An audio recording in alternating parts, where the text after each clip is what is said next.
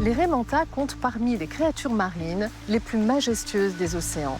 Elles intriguent, non seulement par leur taille, mais aussi par leur biologie et leur comportement complexe. Mais que sait-on aujourd'hui sur ces animaux mystérieux?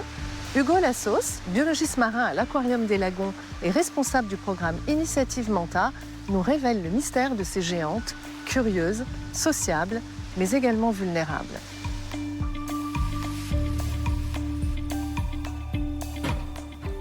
Salut! Hey, salut! Salut! Ça va? Ça va? Ça y est, on a tout le matériel de prêt. Bon, Du coup, on va larguer et puis on va y aller. Comme ça, Ok. c'est parti. Eh bien, allez, donc je largue à l'avant? Merci, ouais, vas-y, fais l'avant, je fais rien.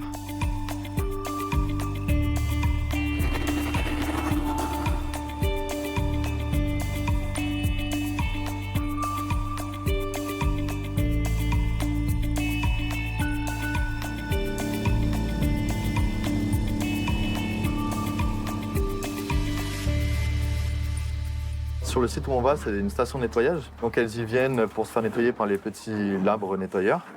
Et donc en fait, elles aiment quand il y a du courant, ça les permet de rester sur place et puis de vraiment avoir les labres qui les nettoient et tout ça. S'il n'y avait pas de courant, si tu veux, comme c'est des animaux qui sont obligés de nager tout le temps, et ben, elles sont obligées de faire des allers-retours comme ça et elles aiment moins. Donc souvent un petit courant léger, elles aiment bien. Bon, bah là, écoute, toutes les conditions sont réunies. On a la Croisez pluie, bras. le vent, le courant. C'est ça. On devrait pouvoir les voir. Donc, on va voir des raimentas, mais particulières. Il existe dans le monde d'abord deux espèces de raimentas. Il y a la raimenta océanique et la raimenta de récif.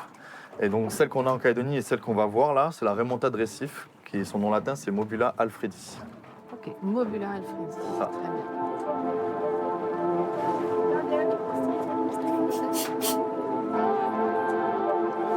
C'est bon, on y va? Ok, 3, 2, 1.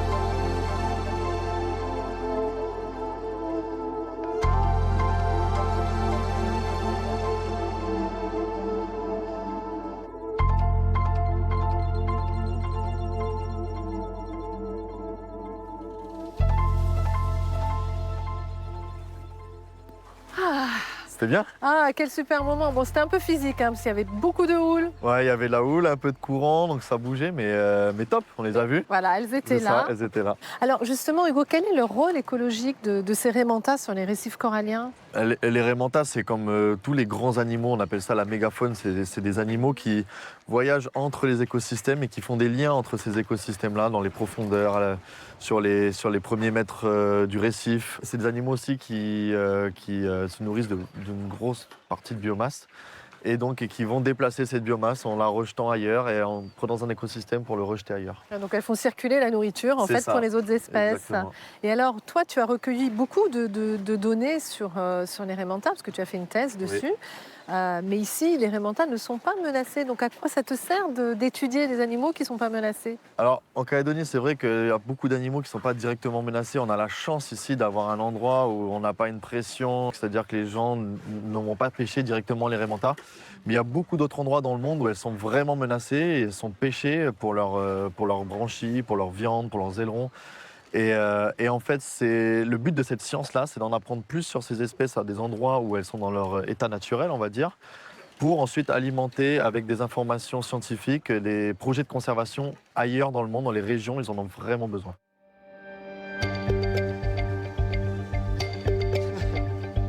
Donc toi, ton bureau, il est au bout là-bas. Hein. Ok. Hop, je t'en prie, installe-toi. Alors, je t'ai pris une carte. Hop. Tu vois, en fait, en Nouvelle-Calédonie, on a des raimentas un peu partout. Et on a décidé de baliser certaines raimentas sur des sites particuliers, donc à Nouméa ici, à Touo et à Ouvéa. Alors à quoi correspondent ces pastilles de couleur, Hugo? Alors tu vois ici on a des grosses zones rouges, donc c'est l'endroit où les raimentas elles ont été balisées et c'est l'endroit où elles restent. Donc en fait en rouge c'est toutes celles qui sont vraiment restées sur le site à Nouméa. Ensuite en bleu ici c'est celles qui sont sorties, qui sont allées explorer et qui sont ensuite revenues. En vert, c'est les explorations, donc elles sont pas revenues, mais tu vois, par exemple, celle-ci qui était à Touo, elle allait jusqu'à l'île des Pins, et ensuite elle était sur le point de revenir, donc après la balise s'est arrêtée, mais on pense qu'elle serait revenue de toute façon. Donc tu vois, la majorité, c'est vraiment des animaux qui restent vraiment tout le temps sur le Oui, ils sont fidèles à leur site. Exactement. Et elles sont nombreuses, hein, ces raimentas, par exemple, autour de Nouméa, là, c'est une population de combien d'individus? Alors ça, c'est grâce à la photo-identification qu'on a trouvé ça, grâce à notre programme de sciences participatives. Les gens nous envoient des photos, on identifie les raimentas une à une grâce à leurs taches. Ah, leur tache ventrale. Leur tache D'accord. ventrale, exactement. Ok, c'est leur empreinte. En fait, elles ont des tâches qui sont vraiment uniques à chaque individu et c'est ce qui nous permet d'identifier comme nous avec nos empreintes digitales. En fait, c'est vraiment unique et on les identifie comme ça et on s'aperçoit en fait que c'est tout le temps les mêmes individus qu'on observe sur les mêmes sites, quoi. Et par exemple, sur Nouméa, on a compté plus de 200, sur Ouvéa, c'était plutôt un peu plus de 100 et au Touo, c'était environ 70 individus. D'accord. Donc ça, c'est vraiment les sites où vous avez étudié avec le balisage satellite. Ouais. Mais des raimentas, il y en a tout autour de la C'est ça, Grande les Terre. raimentas, il y en a vraiment partout. La photo-identification nous a permis de montrer qu'en fait, elles sont partout. Tu vois, ici, par exemple, c'est une photo identité de Coco. C'est une raimanta qui est observée sur Nouméa. Elle est blanche avec cette tache ici, là, qui est vraiment unique à Coco. Il n'y a aucune autre raimanta qui a les mêmes taches. Là, c'est Ténia. Donc celle-là, pareil, elle a été vue plutôt baie de Saint-Vincent. Et celle-ci, pareil, elle a ces taches-là. Donc on a toutes ces informations de Ténia, qui est une femelle. Donc il y a Sophie, et voilà, on a dénombré comme ça toutes. Donc là, tu vois, il y a les raimentas blanches. Ici, c'est les raimentas noirs avec Acaï. Et Acaï, elle revient tout le temps. Acaï, on la voit très très souvent, avec cette tache assez particulière, très très sombre, avec cette petite tache blanche au milieu. D'accord. Alors ça, c'est une des particularités des raimentas en Nouvelle-Calédonie qui ont été révélées par ton étude. C'est vrai. La présence des mantas C'est noirs. vrai, on se doutait pas parce que nous en Calédonie on a l'habitude, enfin on voit les raimentas noirs assez régulièrement et en faisant le compte, en Calédonie on a 43% de la population qui est noire. C'est la même espèce, sauf qu'il y en a qui sont blanches, il y en a qui sont noires. Et c'est assez unique dans le monde parce qu'en fait il y a des populations où il n'y en a pas du tout des noirs, par exemple aux Maldives, à Hawaï, elles sont toutes blanches. En Australie, juste à côté de chez nous, il y en a moins de 10%. Et nous, on a 43%, donc c'est le plus gros pourcentage dans le monde de mantas noirs. Et est-ce qu'il y a d'autres particularités qui ont été révélées par cette étude? Ouais, alors par exemple, je te parlais de balises tout à l'heure. On a donc balisé les animaux, on leur a mis une petite balise qui enregistre leur déplacement, mais aussi leur profondeur. Et on s'est aperçu qu'en Calédonie, les raimentas, elles plongent beaucoup plus profond et plus fréquemment que partout ailleurs dans le monde. En fait, nous, nos raimentas, on a eu le record du monde d'une raimanta Ouvéa qui a été à 670 mètres. Et on s'est aperçu qu'en fait, sur la vingtaine de raimentas qu'on a balisées, toutes sont descendues largement en dessous des 400 mètres. Et c'est assez unique, puisque dans le reste du monde, c'est autour des 350 mètres maximum. Alors récemment, il y a des études qui ont montré que les raimentas elles se nourrissent donc de plancton. Donc on pense qu'elles vont plutôt chercher leur nourriture en profondeur. Donc on a montré que ces plongées profondes, c'était plutôt la nuit. Et en fait, on pense que c'est justement au moment où les planctons ont tendance à remonter des profondeurs la nuit, qu'elles viennent à la rencontre des planctons et essaient d'aller se nourrir dans ces eaux-là. Mais c'est des hypothèses et on espère peut-être aller les vérifier bientôt.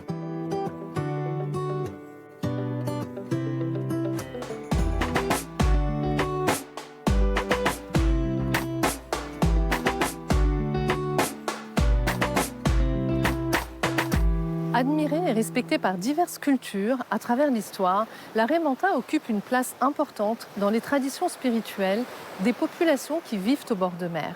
C'est le cas ici, à Ouvéa, où je vous propose d'aller retrouver Pierre Kaouma, qui a tissé une relation très particulière avec cet animal emblématique.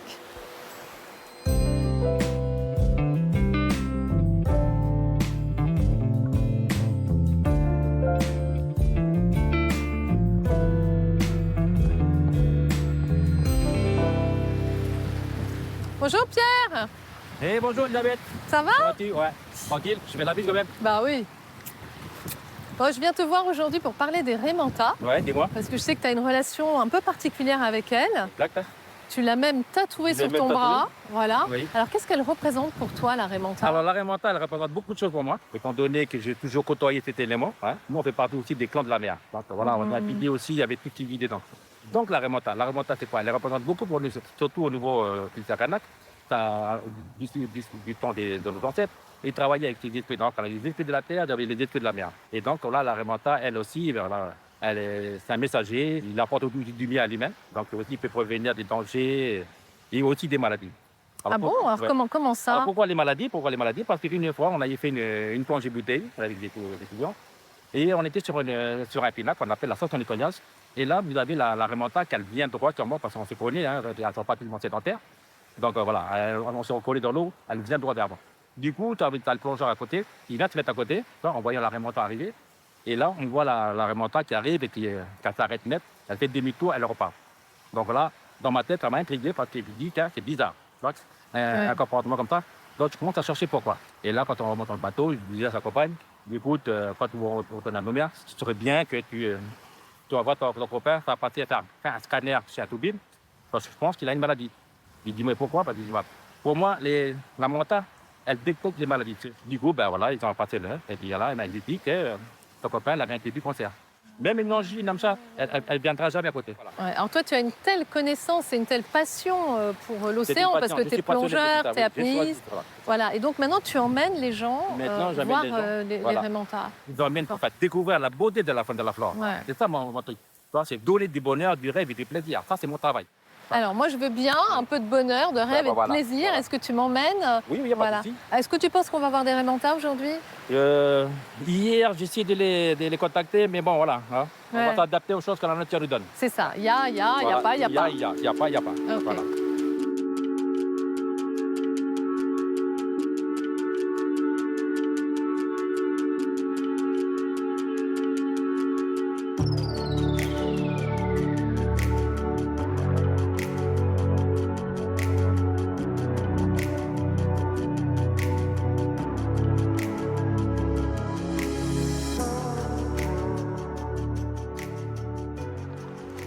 Donc alors, c'est vrai qu'ici, au niveau des passes, nous avons des stations de nettoyage, là en général où viennent les Raimanta. Comme je disais aussi tout à l'heure, qu'en préalable, les Raimanta, pourquoi viennent-ils là-dessus? Parce que voilà, ils se sentent pleins de bactéries, des parasites, des microbes. Donc ils se concentrent sur cette station de nettoyage qui sont nettoyés par les petits poissons larves ou nettoyés, entre guillemets, on appelle ça la toilette.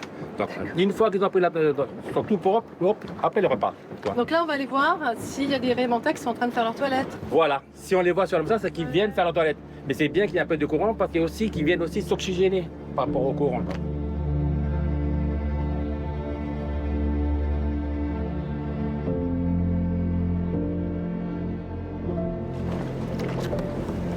Ok, je suis prête.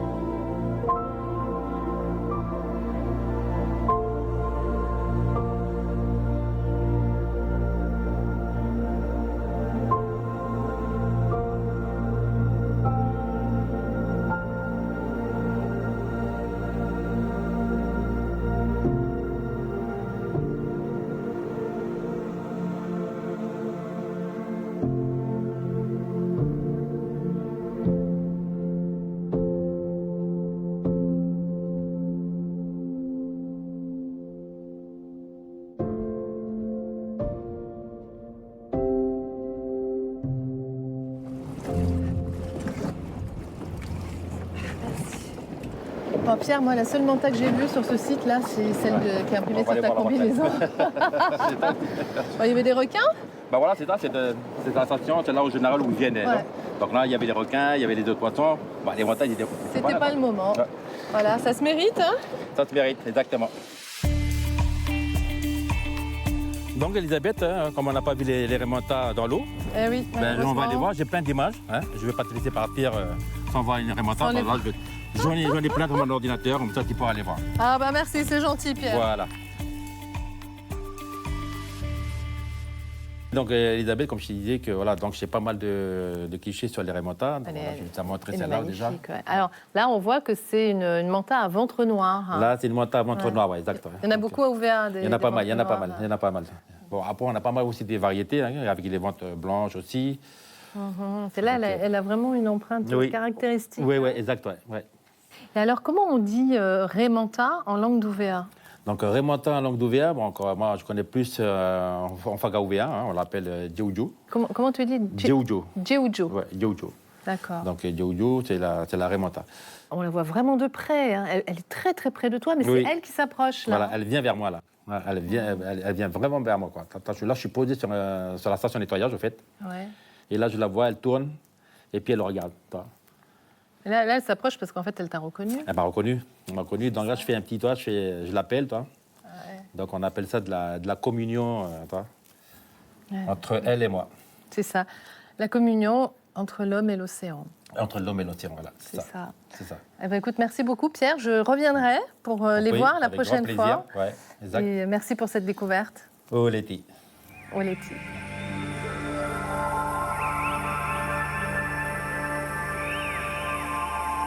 Alors qu'elles vivent en toute tranquillité sur les récifs de Nouvelle-Calédonie, les raies mantas sont fortement menacées dans plusieurs régions du monde. La surpêche, notamment pour la consommation, a eu pour conséquence de faire disparaître plusieurs populations de ces animaux.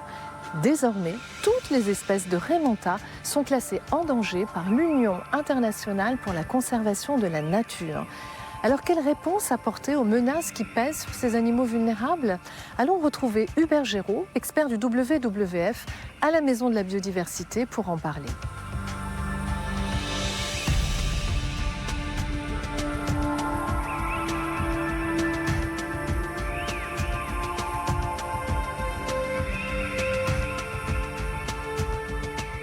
Bonjour Hubert. Oui, Elisabeth.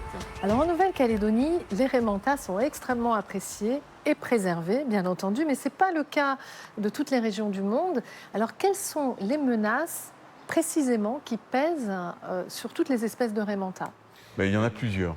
Tout d'abord, le changement climatique. Quand on parle de changement climatique, on va penser d'abord au blanchissement et à la mort du corail. Mais les raies mantas ne vont pas être épargnées. Pourquoi ? Parce que le réchauffement climatique va provoquer le réchauffement et l'acidification des eaux qui vont fortement perturber le cycle de vie du plancton. Or, le plancton est la nourriture principale des raies mantas. Autre menace, la pollution plastique, qui est très insidieuse pour des animaux qui sont de grands filtreurs. Une raie manta filtre plus de 80 mètres cubes par heure. Il y a une étude menée en Indonésie par une chercheuse, Eliza Germanov, qui a montré dans une baie, la Manta Bay, que les raies mantas, quand elles ingéraient 1 kg de plancton, ingéraient en parallèle de 110 à 980 grammes de plastique. Ça correspond à quoi exactement? Ça correspond à ce que tu as derrière toi, Elisabeth. Oui. C'est 800 grammes de plastique. Donc c'est plus que ça. C'est plus que ça. Pour 1 kilo de nourriture, Oui. j'ai ici 1 kilo de riz, ce qui veut dire que si je cuisine 1 kilo de riz, par exemple, à ma petite famille, je l'oblige à consommer Tout ce plastique. tout ce plastique, voire un peu plus. C'est considérable. D'où l'importance d'arrêter de jeter tous nos déchets plastiques dans la nature. Oui, et encore mieux, c'est de cesser la production et la commercialisation des plastiques à usage unique, comme les sacs plastiques, que l'on voit malheureusement à nouveau refleurir sur les étals calédoniens. Et ce, malgré le fait qu'il y ait en Nouvelle-Calédonie une loi plastique qui interdit ces plastiques à usage unique et qu'il faut absolument respecter. Hubert, la raie manta est un poisson extrêmement prisé, notamment en Asie. Au même titre qu'on pêche les requins pour leurs ailerons, eh bien, on pêche les raies manta pour certaines parties de leur corps qui ont beaucoup de valeur. Est-ce que tu peux m'expliquer tout ça? Les raies mantas sont pêchés classiquement pour leur chair, mais aussi pour l'huile de leur foie, et également parfois pour la peau qui a des propriétés abrasives. Par contre, on assiste à une nouvelle mode sur les marchés asiatiques de Chine, Hong Kong, Singapour, où on consomme ces lamelles branchiales maintenant. Alors, les lamelles branchiales, ça fait donc partie de son organe de respiration, hein, et on les voit bien ici sur la face ventrale de son corps. Tout à fait.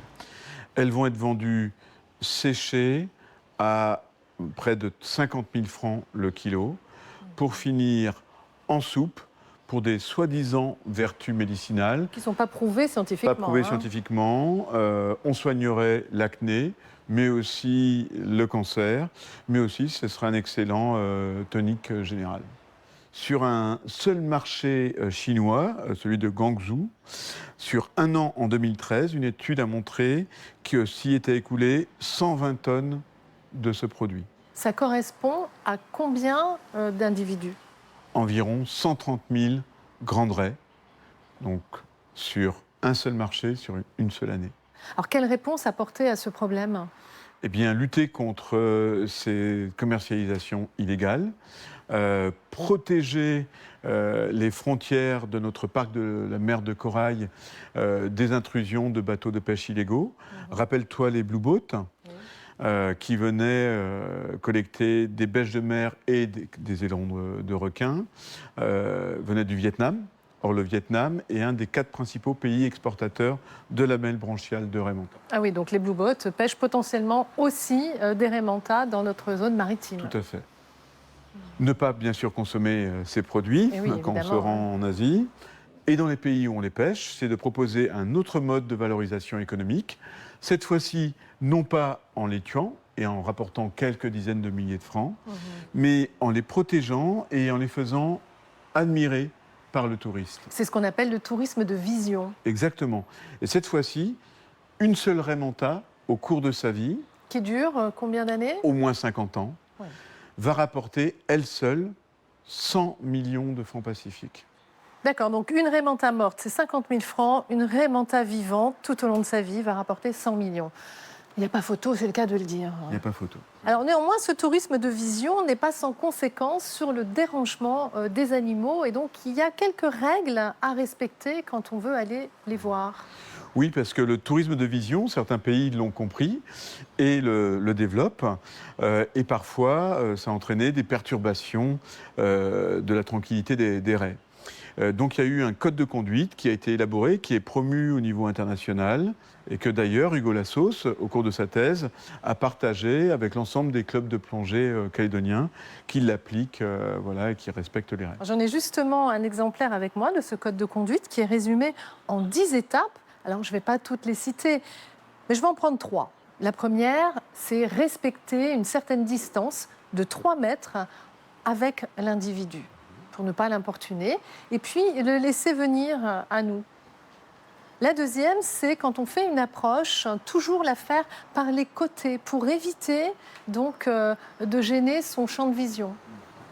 Et puis enfin, ça c'est une règle, mais qui prévaut pour tous les animaux, ne jamais les toucher. Ouais. Alors, existe-t-il d'autres menaces ? Oui, il y a par exemple les prises accidentelles. Alors, on va tout de suite penser aux filets ou aux filets fantômes dans lesquels les raies peuvent se prendre. On pense moins aux bouttes des bouées de mouillage, par exemple, que les raies ne vont pas distinguer et dans lesquelles elles vont s'emmêler l'aile ou le rostre. Comme ici, par exemple, sur cette photo, hein, on voit bien donc une raie manta qui est piégée donc dans le bout de la bouée. Or, la raie respire en déplacement, donc une raie qui ne bouge plus, c'est une raie qui s'asphyxie et qui meurt. Mais il y a des solutions, particulièrement celle-ci, qui consiste à positionner des lamelles horizontales en forme d'hélice autour de l'axe du mouillage. Donc pour rendre finalement ce bout visible. Exactement, la raie le distingue beaucoup mieux et va l'éviter. Autre menace, ce sont les collisions.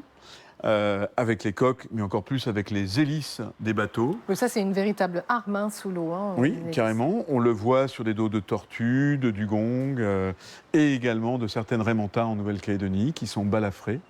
Et donc, avec l'augmentation du trafic du lagon, on peut s'attendre à une augmentation des impacts et des collisions avec nos raimentas. Il existe une solution, là aussi, utilisée dans certains pays. C'est un cache qui protège l'hélice d'une part, mais qui protège aussi les animaux de l'hélice. Oui, donc c'est gagnant-gagnant pour le propriétaire du bateau. Tout à fait. J'ai envie de dire, et pour les animaux. Donc ce sont des solutions très simples finalement. Elles existent, les solutions. Oui. Il faut juste les faire connaître. Oui. Alors, la raimanta, c'est un animal emblématique qui a une forte valeur écologique, mais pas seulement. Elle a également une forte valeur culturelle, comme on a pu le voir avec Pierre Kaouma à Ouvéa. Et d'ailleurs, c'est un animal qu'on retrouve sur énormément d'objets, comme on peut le voir ici, sur des sculptures, des tableaux, des poteries, ou même sur des serviettes de plage. Agir pour la conservation des raimentas, c'est aussi agir pour la conservation des savoirs traditionnels. Parce que lorsque quelque chose n'existe plus, on ne le nomme plus. Donc si demain les raimentas disparaissent, eh bien le savoir traditionnel qui est lié à cet animal disparaîtra également. Merci Elisabeth. Merci Hubert.